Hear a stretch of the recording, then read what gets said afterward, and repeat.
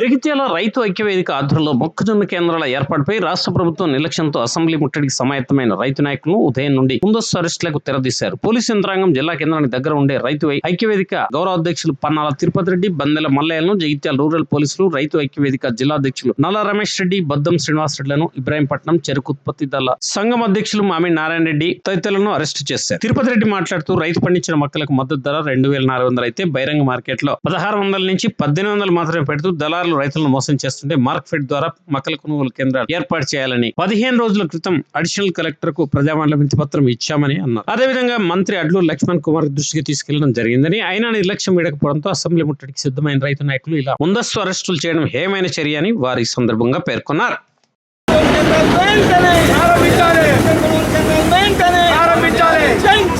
జై కిసాన్, జై జవాన్, జై కిసాన్, రైతుల ఐక్యత వర్ధిల్లాలి. జై జవాన్, జై కిసాన్.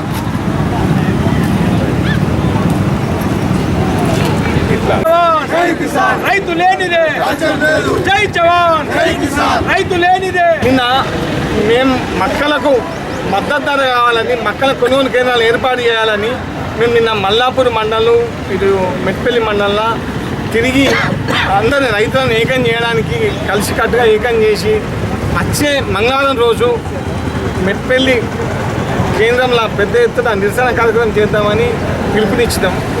దానికి అదే ఒక్కొక్క గ్రూప్లో ఒక్కొక్క రకంగా, అంటే ఈ మక్కను వారం రోజుల దాకా ఆవడద్దు, వెంటనే మనం కొంతమంది ముట్టడిస్తాం, అసెంబ్లీ సెషన్ నడుస్తుంది, అసెంబ్లీలో ముట్టడిస్తే తప్ప వీళ్ళు దిగాచేటట్టు లేరని కొంతమంది పెట్టినందుకు జిల్లాల 18 మండలాలలో ప్రతి మండలంలో అక్కడక్కడ ఉన్న స్థానిక రైతు నాయకులందరినీ పోలీస్ స్టేషన్కి తీసుకొచ్చి తెలంగాణ 12 గంటల నుంచి చాలా మాకు 12 గంటలకు తీసుకొని వచ్చి ఎక్కడక్కడ పోలీస్ స్టేషన్లలో నిర్బంధిస్తే ఇది ప్రజాపాలన అన్నారు, రైతు ప్రభుత్వం అన్నారు.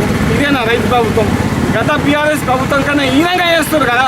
మేము నేరం చేసామని మేమేమన్నా తీవ్రవాదులమా, లేకపోతే ఇంకేమన్నా మేము దేశద్రోహులమా? మాకు తెలంగాణ రాత్రి 12 గంటలకు వచ్చి అరెస్ట్ చేయాల్సిన అవసరం ఏమొచ్చింది? అయ్యా ముఖ్యమంత్రి గారు, మీరేమన్నారు? అరే ఇంకా గతంలో బీఆర్ఎస్ ప్రభుత్వం అయితే నిర్బంధాలు ఉన్నాయి, కేసులు ఉంటాయి. ఈ రైతు ప్రభుత్వం, మేము రైతుల కొరకే ఉన్నాం, మేము రైతులమే మేము కొరకు చేస్తున్నాం అన్నారు. మరి ఇవాళ ఏమైందా మా పరిస్థితి అని? తెలంగాణ 12 గంటలకు మా దగ్గరికి వచ్చి అరెస్ట్ చేయాల్సిన అవసరం ఏమొచ్చింది? మేమేం అంటే నిరసన నిలిపేది కూడా శాంతియుతంగా, చట్టబద్ధంగా మేము నిరసన నిలుపుతున్నాం తప్ప ఏడా కూడా మేము అసెంబ్లీ ముట్టడిస్తామని ఎప్పుడు చెప్పలేదు, మేము నినాదం కూడా ఇవ్వలేదు. మీరు మమ్మల్ని ఎందుకు తీసుకొచ్చి పోలీస్ స్టేషన్ని నిర్బంధిస్తున్నారు? మీరు అన్నదేంది? మక్కల కొనుగోలు కేంద్రాలు ఇప్పుడు గతంలో 16,700 ఇలా నడుస్తుంది ధర. మేము అన్నది ఏంటంటే 2,400 కేంద్ర ప్రభుత్వం మద్దతు ధర ప్రకటించింది కాబట్టి మక్కల కొనుగోలు కేంద్రాలు ఏర్పాటు చేసి మమ్మల్ని రైతులను ఆదుకోమని మేము చెప్పిన దానికి మీరు మమ్మల్ని తెలంగాణ తీసుకొచ్చి ఈ పోలీస్ స్టేషన్లలో దుకాణాల్లో వండబెడితే న్యాయం అవుతుందా? ఇప్పుడు అసెంబ్లీ సెషన్ నడుస్తుంది కాబట్టి దయచేసి ముఖ్యమంత్రి గారిని కోరుతున్నాం, మీరు ఈ సెషన్ ఒక నిర్ణయం తీసుకోండి.